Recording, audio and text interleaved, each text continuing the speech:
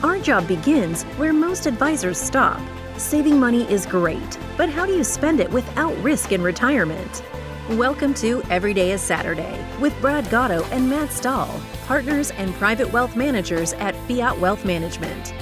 In this podcast, we aim to broaden your knowledge about the financial world we live in today and make the boring and complex financial decisions fun, informative, and educational. Join us on this journey where Brad and Matt will explore different strategies on how to spend your money without guilt and have peace of mind knowing you are spending it the optimal way in retirement. Hello, everybody. Welcome to Every Day is Saturday. I'm Matt Stahl here with my partner, Brad Gatto of Fiat Wealth Management. We're excited to join you today. We're doing something fun today that we've referenced before. We are doing a book review of a book we've dug into called The Psychology of Money. We'll get to that in a second. Hang tight though, everybody, because I know that we think that that's fun. And when you say book review, I don't think the average listener is like, oh, yay, a book review. True. But it is going to be fun. We promise. So you'll learn so many things. Yeah. Before we dig in, what you been up to, man? I'm just a broken record at this point. It's just been baseball. It's all baseball. We're down to the last week. So as we're recording this, I leave tomorrow, actually, go to Cooperstown, New York with my oldest son. Cool experience. He's got 12 baseball games in 6 days. And then I would like to say baseball's over, but I just signed my younger son up for fall baseball. So you get 1 week? Well, you know, I live in Minnesota and you have to have a year-round sport. For most Minnesotans, it's hockey. Yep. For us, it's baseball. Yeah. So yeah, that's it's just been baseball for our family. Literally, I don't have a life outside of Fiat and baseball. So it's a really boring answer, but that's what I've been up to. How about you? Same answer, except the sport happens to be soccer. So we actually do have. We just had tryouts this last weekend, so we do have. I think it's a 2-week span where we don't have any soccer, which is going to be kind of strange. Wow. We had a cool experience. 2 whole weeks. 2 whole weeks. I don't know what we're going to do. My oldest played in a tournament called the USA Cup, like a really cool experience, just like you're talking about, where they got to play against teams from other countries. And if you know soccer or football internationally, you know that the United States is a bit outmatched. So cool experience. They didn't win. Let's put it that way. Well, yeah. Cool experience nonetheless. Yes. That's what's going to happen to my son in Cooperstown. We're going to get destroyed. Yeah. We're a town of the experience is 5,500 people. And we're going to be playing against like the San Diego Velociraptor All-Stars or something. That's not a real team, but Velociraptor All-Stars. I love that. I don't know. Before we jump into the book too, I just have to. Most of you, I'm assuming, listen to this. But we do record it. Well, no, I just mean like some people could watch it. Like there is a video. Like, hi, everybody. Yeah, there's a video. It's out on our YouTube channel. You can watch the podcast. I would assume most people listen. But as Matt and I are setting up, and it's a lot of work to set up to make yourself look like semi-professional so that in the recording, we don't look completely ridiculous and there's light. You can see us and all this stuff. And Matt said to me before we get going, he's like, hey, I do have professional bottoms. If I couldn't remember how low the camera went. So if they can see my bottoms, not my pants, not like I have professional pants, Brad, I'll put professional pants on if they get, no bottoms. So, but if you are watching this and now if you're listening, you're like, oh my gosh, I have to go check out that YouTube video. You cannot see my unprofessional bottoms. His unprofessional bottoms. To be fair, I rode my bike here to the office. So hence the reason why I don't have professional looking bottoms. Pants. We're going to go with pants. I can do that. All right, let's dive in. So Matt, we started this book by doing just an overall kind of review of the book after we read it. Yeah. I don't remember how long ago that was, but it's a handful of months ago. And then we told the listeners if we got positive feedback, we were going to go through the book chapter by chapter. And we're definitely not going to, every episode is going to be a chapter of this book. But from time to time, we are going to take one of our episodes to kind of review one of these chapters. And so that's what this episode's all about. And so as a reminder to all of you, the book is called The Psychology of Money. If you're watching that, it's the book right here. It's written by Morgan Housel. And we are on chapter 2. Yep. Chapter 2. And so chapter 2 is called Luck and Risk. Now, just again, as a reminder, and I don't think I'm going to do this for all 20 episodes that we do of this, because hopefully people kind of catch on. But Matt, can you kind of give an overview of the book for everybody before we dive into chapter 2? Yeah. Everybody knows what we're talking about here. Yeah. I believe you're the one that, I think you did say this. You said, I wish I would have written this book. Yeah, for sure. So the one thing we talk about often with our clients is there are things that are in our control and things that are out of our control. Yeah. And the things that we can control really is the head game when it comes to money and digging a little bit deeper than the surface. So that's what this book really is this psychology of money. So kind of challenging all of our assumptions that we've always had around this and what we would deem as success or failure to actually pull the curtain back on that and look further into those particular scenarios to see what was actually going on and what kind of biases we have in our approach to money. Yeah. Well, and I think the most important point of what you said there is how you, because we all do this, we all compare ourselves to everybody else. Yep. And when it comes to money, probably more than anything, I think other than your looks and your money, those are by far and away the top two things that people tend to compare to everybody else around them. And a lot of that, unfortunately, just it's not apples to apples, right? It's apples to kumquats. And people end up making really bad decisions relative to that kind of comparison. And so anyway, there's a lot that he dives into this book, and we're going to go through every chapter. So we're on chapter 2. Have you ever had a kumquat? I have, actually. They're delicious. Yeah, and you eat the little peel? Yeah. Yeah. Oh. So you've learned 2 things. Matt does not call them pants. He calls them bottoms, and he loves kumquats. Chapter 2, luck and risk. Matt, this chapter starts and ends exactly the same by Morgan quoting, "Nothing is as good or as bad as it seems." Nothing is as good or as bad as it seems. And so we're going to reference that multiple times, but that's the gist of the chapter, right? Like when you think that, you have these situations in life where you make these financial decisions and you think that you're amazing. And then there's other times where you're just like, face palm and you're like, oh my gosh, I can't believe I did that. We needed a sound effect. And both. Yeah. I don't know if you can hear that in the microphone, but, in those moments in life where you're just like kind of fist pumping, like, yes, I made an awesome decision. His point is you're probably not that awesome. There's probably some luck involved. And a lot of times it's the same going the other way, where failures in life sometimes can be chalked up to bad decisions, but a lot of times it just it's a result of circumstance. Yep.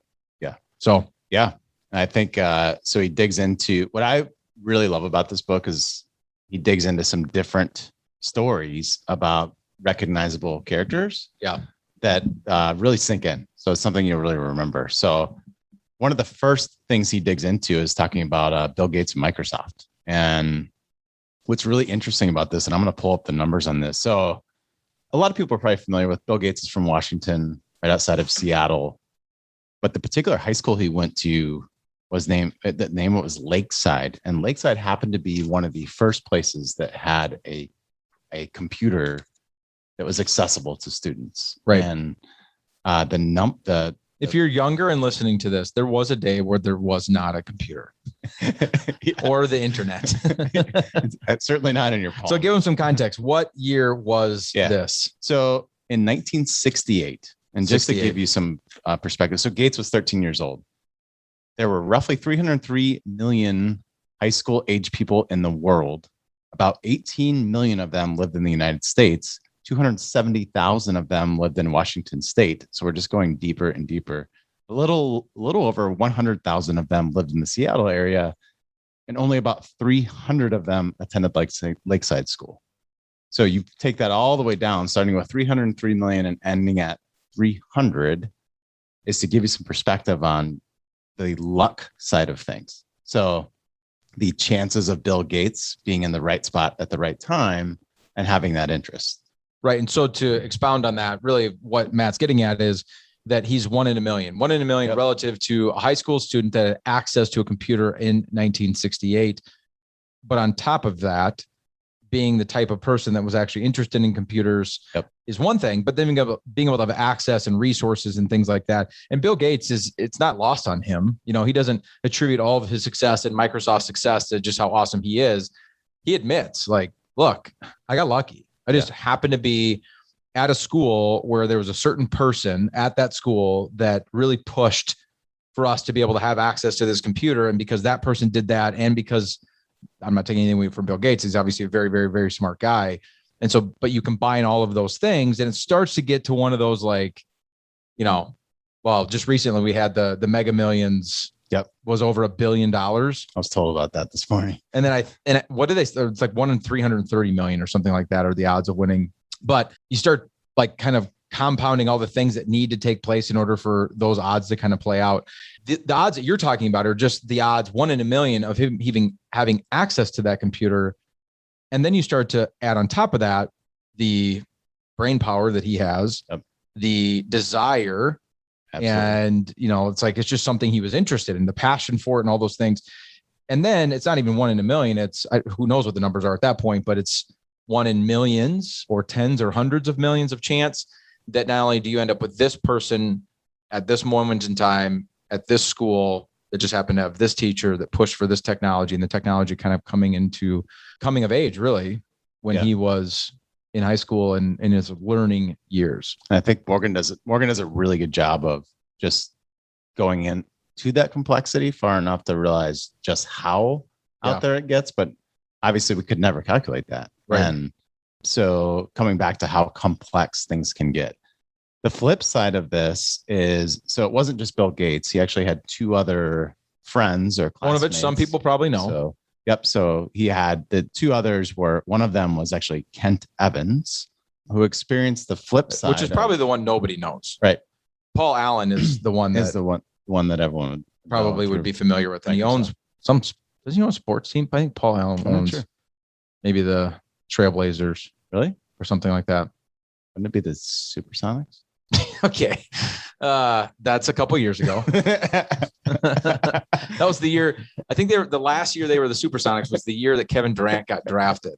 Was it really? Yeah. Oh my God. I think that was like 2010. Really? Some basketball person's going to really throw me off on this, but and maybe it's a couple years older than, maybe that's like 12 years ago. Durant's in his mid-30s. It's got to be about right. Got to be close. They have not been the Supersonics for a very long time is my point. Really? Yeah. Yeah, you've been on the pitch too much. On the pitch. Which is a soccer field for you Americans. Anyway, so there's these 3 guys. There's Bill Gates, who everybody knows. There's Paul Allen, who is his business partner and kind of helped him start Microsoft. Everybody knows that name too. But then there's this 3rd guy. And he's the one that hardly anybody has probably ever heard of. And his name was what again? Kent Evans.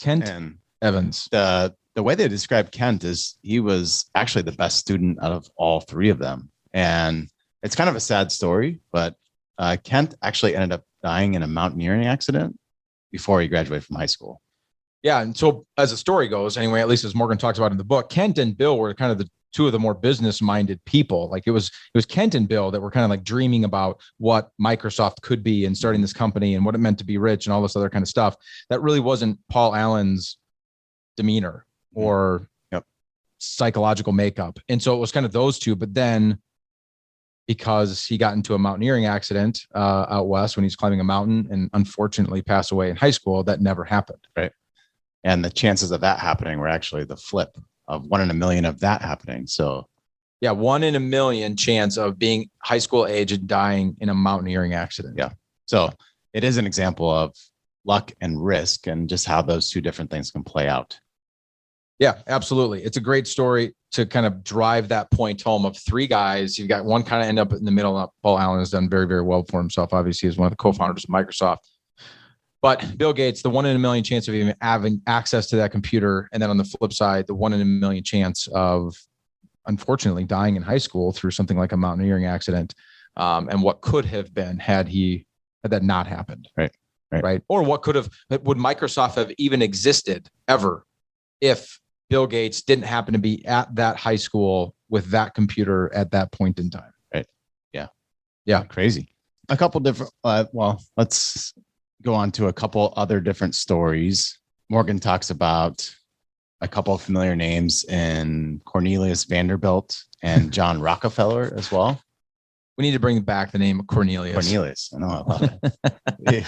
Vanderbilt's the railroad guy. Rockefeller's the oil guy. What would you call him would you call him Corny for short? I mean, just corn. Or Nelius. I don't know.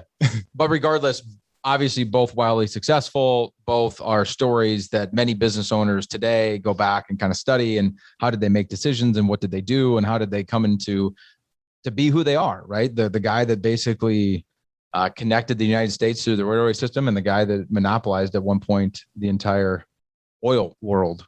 Yes.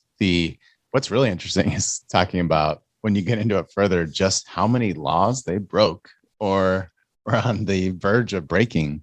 So what Morgan talks about is it was a millimeter difference between taking on like excessive amounts of risk and being viewed as a criminal versus taking risk and it working out okay, not being, held to trial and being thought of as a visionary leader. Right. So again, just showing the difference between luck and risk. So both Vanderbilt, when building the railroads and his business, and Rockefeller with Standard Oil, broke laws to do what they did. Yep. They did not follow all of the rules. And when asked about it and pushed on it, basically responded like, yeah, we know we're doing it, but in the name of progress, or in the name of success, or in the name of growth, or whatever, like, I should be able to do these things. It's ridiculous that I have these laws to deal with. And so I'm just going to plow through them because it's all for the greater good. And the example that he gives as kind of the opposite side of that coin is Enron and what Enron did. In fact, just kind of freezes in time, because Enron was going down at the exact same time that 9/11 happened. And the decisions that Ken Lay and his team made at Enron obviously were completely illegal in the way that they were running their accounting to be able to do what they were doing. And they got busted. And before that, Enron completely went bankrupt and thousands of people lost their jobs. And they almost bankrupted the state of California because of what they were doing, selling their own energy back to them. But the bottom line is, you look at Enron, you're like, oh my gosh, that's a story that you should study for what not to do. And then you look at the story of Vanderbilt or Rockefeller and go, well, you should study that story of what to do. When in reality, the difference between them, you could maybe even make the argument is nothing. They both were breaking the law to do what they were doing. But either way, it's a very thin line, a razor thin line between what they were able to do versus what Enron was able to do. Or even, I was actually just listening to a podcast recently on a particular detective in Chicago. I'm going to forget his name. Doesn't really matter. But the bottom line is, for 20 years, he broke the law to get criminals to admit to their crimes, and was basically torturing guys and doing all this stuff. And it was terrible what he was doing, completely against the law. And when he finally went down for it after over 20 years of doing this, that was his argument. I got the result we needed, didn't I? Didn't I get criminals to admit to their crimes and keep these guys off the street and blah, blah, blah. So who cares how I got to that end result? And I don't think anybody listening to this podcast would be like, well, yeah, that's a great idea. We should torture people to get them to, admit that they committed a crime. But at the end of the day, that's what Morgan's talking about here. As you look at these examples of success and failure, and how thin that line is between the risk that you take and the luck that you have and the end result of that story. Yep. You can end up like Bill Gates or Ken Evans, or you can end up like Vanderbilt and Rockefeller, or you can end up like Enron. Yep. And so the biggest problem with that, Matt, and the point that I think everybody should take away from this is, one, looking at any specific example of, well, so-and-so did this, so I should do that. Or, I saw this one example of this happening, so I'm going to follow that, or I'm not going to do that. Right. Can be very, very dangerous. Absolutely. The things we hear about are the extreme examples. Right. So Warren Buffett or Benjamin Graham, we've talked about that a handful of times. It's an extreme example where we see someone that experiences an extreme level of success, but in reality, they could have experienced the flip side of that just as easily. Yeah. And a lot of that's based on circumstance too. You could have one person that, bought into Bitcoin, and when they bought in had obviously extreme success, and other people that have had extreme failures.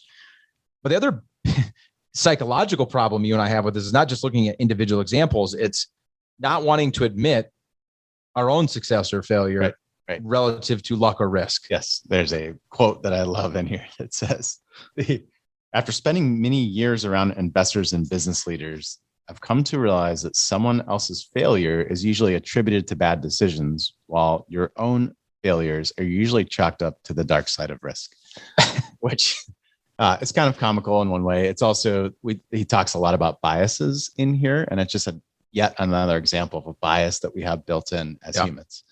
And so just going back to the extreme examples, what he does go into in this chapter is talking about how, and there's a couple quotes at the end that he wraps us up with, but how rather than paying attention to those extreme examples on either side, whether it's risk or luck, we should pay more attention to the broad patterns as opposed to those extreme examples. Yeah. I mean, one of the things he brought up here is, and this is kind of mind blowing actually, statistically speaking, if you have two brothers, they are more likely to both be wealthy if one of them is wealthy than they are to be tall if one of them is tall. In other words, there's a greater correlation between their success or failure in life financially than there is their height, even though they're brothers, because of the whole set of circumstances that drives a lot of that outcome. And so from a broad perspective, when you look at their life in general and all the facts that make up their life, that perspective is going to kind of lead you to why they are who they are. Now, there's exceptions to every rule, right? When you paint with a broad brush, you're going to wipe over exceptions to any situation. But at the end of the day, I mean, just to stop and think about that, Matt, that your success or failure in life financially is more correlated to your set of circumstances than is your height or weight to your brother, right? Who shares your DNA. Crazy. Yeah. There's two quotes that he wraps us up with that I think are worth highlighting. One is, be careful who you praise and admire. Be careful who you look down upon and wish to avoid becoming. So, and again, just a reminder, we can't assume that 100% of outcomes are attributed to effort and decisions. Yeah. Another example that actually just popped in my head is, and I think this was a book you told me to read, Shoe Dog. I think you told me to read that book. Yep. Shoe Dog's a story of Phil Knight and Nike and how Nike came into being. Yep. But that's another one of those stories where you get done reading that book and you're like, how in the world? That shouldn't have happened. Right. Like there's no way Nike should even be in business. Yep. Like the amount of times where it should have just fallen apart are numerous. And I think Phil Knight would admit that. Like looking back on the story, it's absurd that Nike is alive today, let alone as big and as successful as they are. Another quote that Morgan has in the book is, risk and luck are doppelgangers. Yep. Yeah. That they look very, very similar to each other. And sometimes it pays off and sometimes it doesn't. It just, there's no way to kind of look at any situation and just chalk it up to one of those two things with any degree of certainty. Right. Yeah. So after we read through this, what takeaways do we have? So let's talk both for the families that we serve and what we hope they would take away from a conversation like this, because it's been a big kind of theoretical conversation to this point, and then what you and I would take away personally. So let's start with kind of the families that we serve and what we think and hope they should be taking away from this idea or concept that luck and risk are basically tied together, and that nothing in life, as he begins and ends this chapter, is as good as it seems or as bad as it seems. Yeah. I think a less extreme example than Warren Buffett or Benjamin Graham or any of these big names is just my neighbor Frank, or my neighbor Bob, whoever it is that's in proximity to them. Oh, I thought you were being serious. So, no. I was like, I didn't know you had a neighbor named Frank. This is fictional. I do not have a neighbor named Frank. I'm just talking about the. Does he also wear non-professional bottoms? That's what I learned it from. So whatever neighbor that is, where we've heard the story of their wild success because they bought this or they got into that. And so it's not necessarily an extreme example, but it's closer in proximity to what most of our families are experiencing, and just reminding ourselves that very well could have been luck and likely was in that particular scenario. So it does make sense to pay attention to that broad pattern. So, we talk about FOMO, which you wrote down here. So fear of missing out, and this becoming a more open topic for people to talk about, I think is great, but it also opens us up to feeling like we're missing out on something else. I think for the families that we work with, Matt, it's important to understand, because one of the points we try to drive home is looking at individual examples can get you in trouble. It's hard to learn from an individual example, but when you look at kind of the broad picture and try to take concepts from the broad picture, it can be very valuable. And so I think of investment decisions that we make and investment decisions that we help the families make that we serve.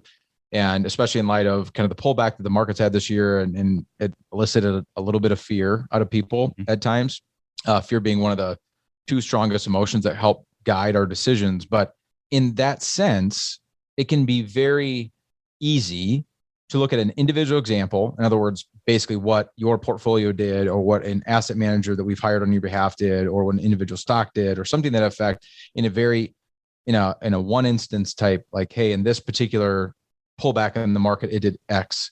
Whereas looking at it from the broad picture of it, yes, but we love that investment and what it's done in this broad sense and in this broad term. And these other 17 times, we like everything that it did. Just because it didn't do this one time what we thought or anticipated doesn't mean we should let go of it or get rid of it. Absolutely. And so I think it parlays really well into this idea of luck and risk being so tied together.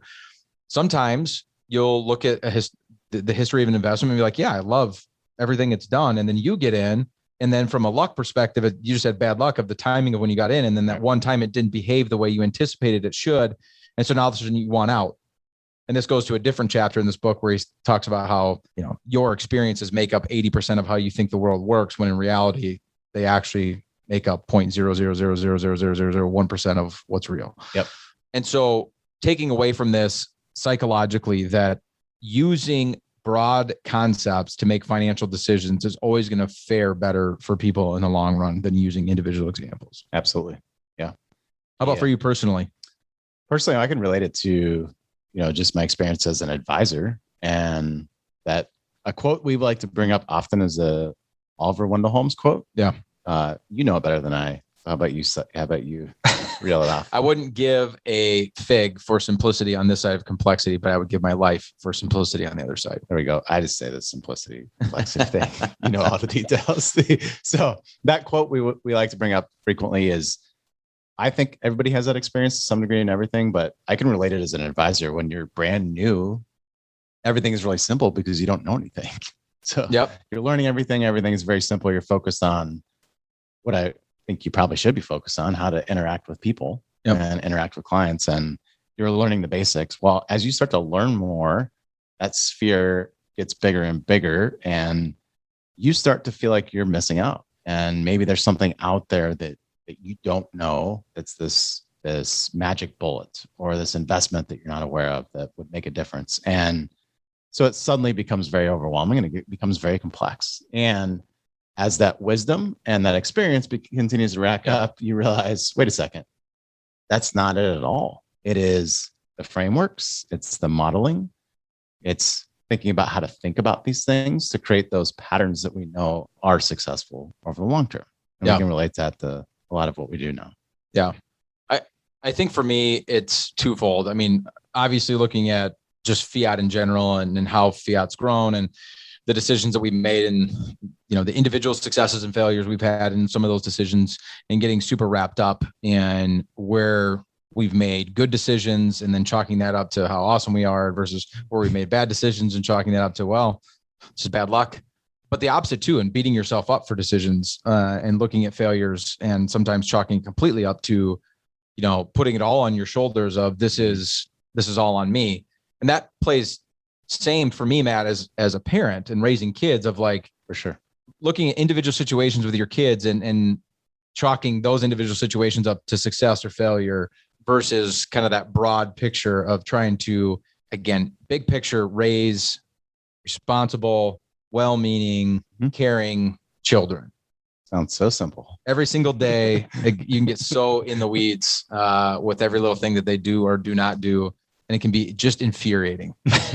But to have kind of that broad picture perspective. You get infuriated. Never.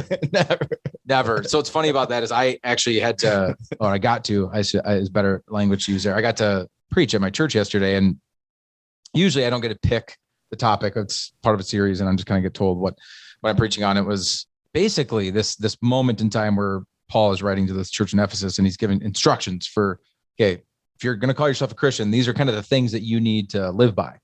These are some of the things. And one of the things listed, there's like 6 things we went through yesterday. And one of the things listed was about anger and controlling your anger. And I admitted then, and I would readily admit now, that chiefest of sinners, I've got a fuse, like those fireworks where you light them and it looks like the fuse is going to last like 5 seconds, and it just like blows up immediately. And you're like, whoa, that's not what's supposed to happen. I got one of those. So, yeah. Anyway, I don't know how you take that and then wrap into the end of the podcast, but the battery is dying on your iPad. So we should probably, there we go. Matt and I go back and forth all the time. My stuff is always charged and his never is. And it gives me anxiety. I have battery anxiety, which is why I should never. Purpose. I told this to somebody the other day. I was like, I don't know if I could ever buy a Tesla because I would constantly have anxiety about running out of battery. You would, and I would have zero, and I would get in trouble. And yeah, you shouldn't buy a Tesla because you would get stuck on the side of the road all the time. I shouldn't buy a Tesla because the second my phone battery is under 80%, I start to get anxious. That has nothing to do with anything we talked about in the podcast. But that said, we'll continue on in this book over time. I don't know how long it's going to take us to get through it, but eventually we're going to get through all 20 chapters.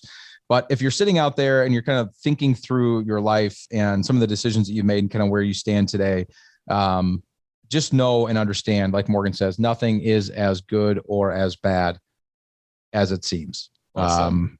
And if we can remember that and kind of stay towards the middle and use broad strokes to help us make decisions, I think all of us are going to be closer to that everyday Saturday lifestyle that we talk about all the time. There you go. I did it. You did it. I wrapped it up. You did it. I deserve a gold star. That said, thanks for listening to Every Day is Saturday. We appreciate all of our listeners. We get a lot of great feedback from a lot of you, and we appreciate that as well. It lets us know that there's somebody out there listening. And so anytime you want to contact us, you can reach us on our website, fiatwm.com, FIATWM.com. We're always adding stuff to the website. So if you haven't been out there in a while, go check it out. It also is a place where you can subscribe to our podcast. You can do that directly through places like Spotify, Apple, Amazon, any platform that you get your podcast through. You can subscribe there too. We'd appreciate if you would do that as well. Share it with your friends, your family. Smash the like button, as they say in my son's YouTube videos they watch all the time. Thanks for joining us, and we will see all of you next Saturday. See ya. Thank you for listening to Every Day is Saturday. Click the subscribe button below to be notified when new episodes become available.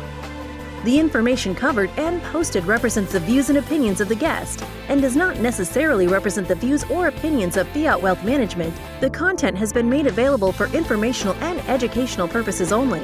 The content is not intended to be a substitute for professional investing advice. Always seek the advice of your financial advisor or other qualified financial service provider with any questions you may have regarding your investment planning.